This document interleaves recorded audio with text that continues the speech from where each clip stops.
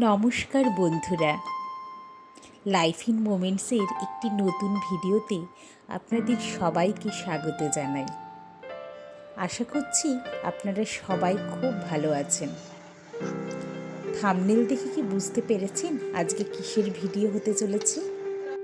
যেদিন ভিডিওটা করেছি সেদিন ছিল আমার জীবনের একটা স্পেশাল ডে।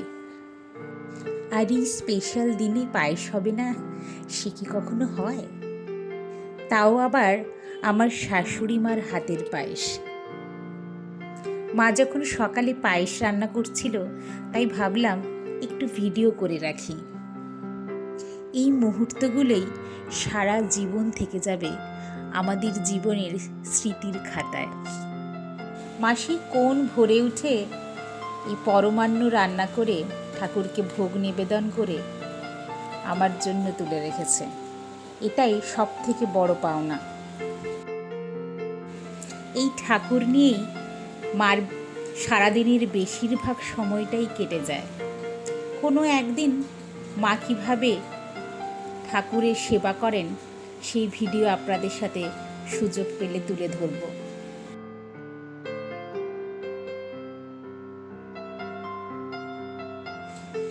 আর যে কোনো অনুষ্ঠান মানেই তার সঙ্গে খাওয়া দাওয়া একেবারে ওতপ্রোতভাবে জড়িত। সকালের ব্রেকফাস্টে ছিল পরোটা আর আলু ভাজা, সঙ্গে রসগোল্লা। খুব সিম্পল, কিন্তু আমার খুব পছন্দের।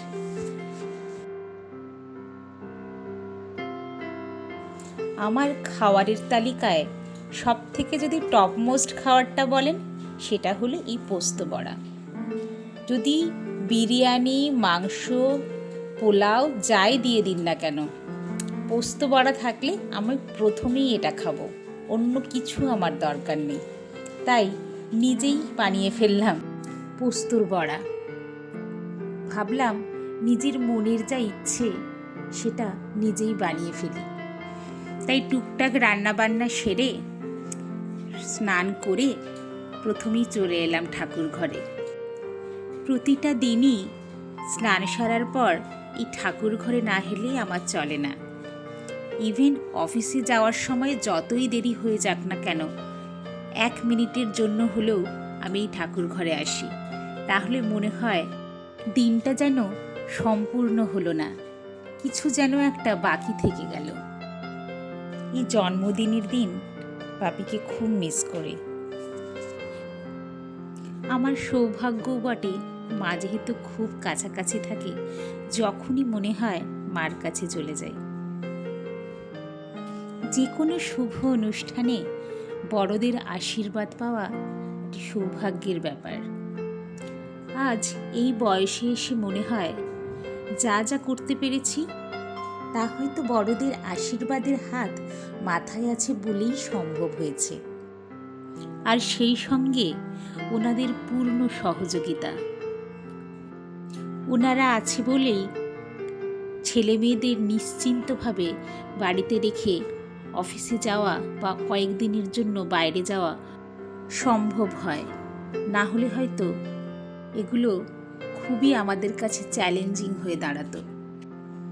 আর একজনের কথা না বললেই নয়, আমার জীবনের বড় সাপোর্ট আমার হাজব্যান্ড। ও সব কিছুতেই আমাকে এনকারেজ করে, আর প্রতিদিনের প্রত্যেকটা কাজে যতটা সম্ভব ও আমাকে হেল্প করার চেষ্টা করে। বড়দের আশীর্বাদ নিয়ে দুপুরের লাঞ্চটা করতে বসলাম। পোস্ত পড়াটা দেখে আমি যা খুশি, আমার মনে হয় নিজের জন্য মাঝে মাঝে কিছু করা উচিত, যেটাতে নিজে ভালো থাকা যায়।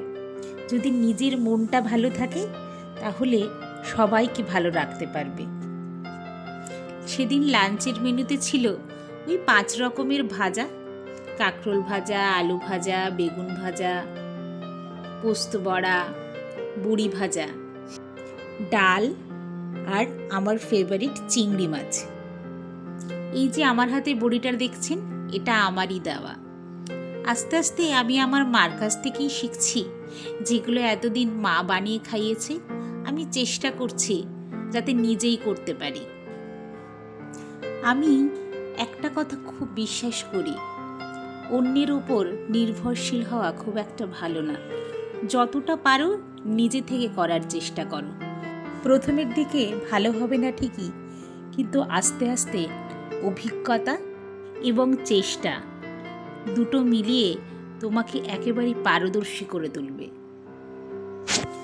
দুপুরের খাওয়া দাওয়া তো শেষ করলাম।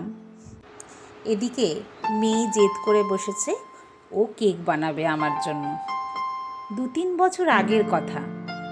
আমার থেকেই রেসিপি চেয়ে ওটাকে খাতায় লিখে রেখেছিল মেয়ে।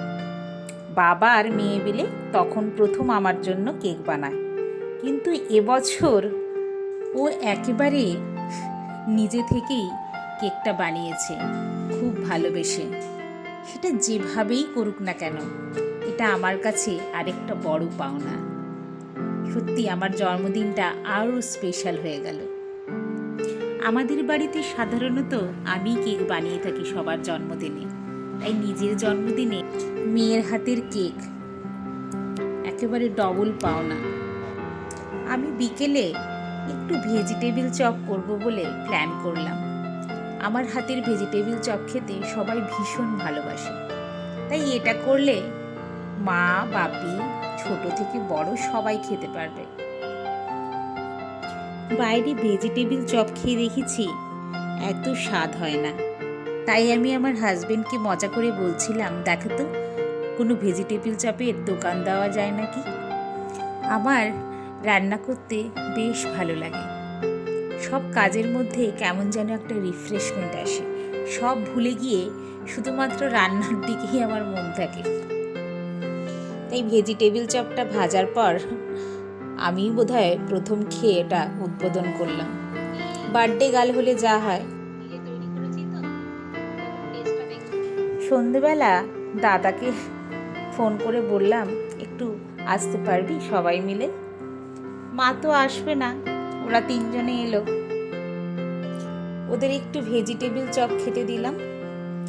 দাদা আর রিক আসার সময় আমার জন্য একটা কেক এনেছিল, ওটা আবার রিকের পছন্দ, পিসিমণির জন্য লাল টুকটুকে একটা কেক।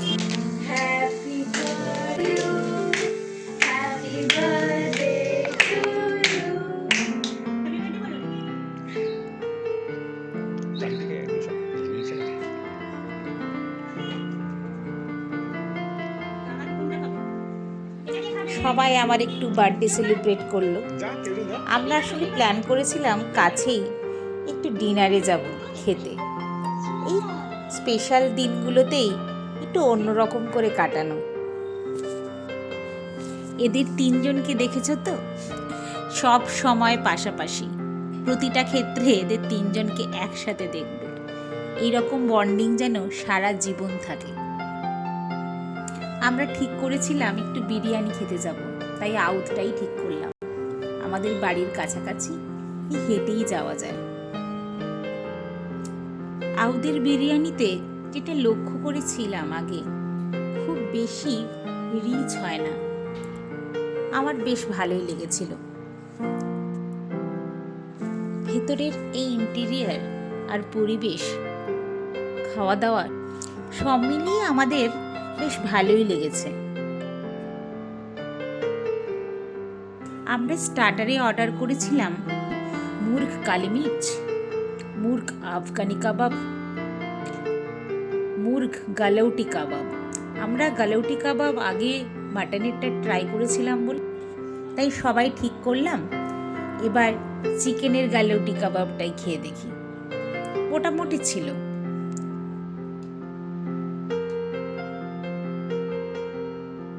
স্টার্টারের পর্ব শেষ হলো, এবার অর্ডার দিলাম মেন কোর্সে মুর্গ হান্ডি বিরিয়ানি। কি সুন্দর লাগে না যখন হাঁড়ির মধ্যে বিরিয়ানিগুলো সার্ভ করে ওরা, আমার বেশ ভালো লাগে দেখতে। তার সাথে ছিল বাটার হান্ডি বিরিয়ানি। আমি, আমার হাজব্যান্ড আর ছেলে খেলাম মাটন, বাকিরা সবাই চিকেন, ওরা সব চিকেন লাভার। এভাবে দিনটা বেশ ভালোই কাটলো, সবাই এনজয় করলো। এরকম একটা শুভ দিনে ভাবতে বেশ ভালো লাগে যদি সবাইকে নিয়ে একসাথে সবার পাশে থেকে সবাইকে ভালোবেসে উপকার করে যার যা দরকার সেগুলো মিটিয়ে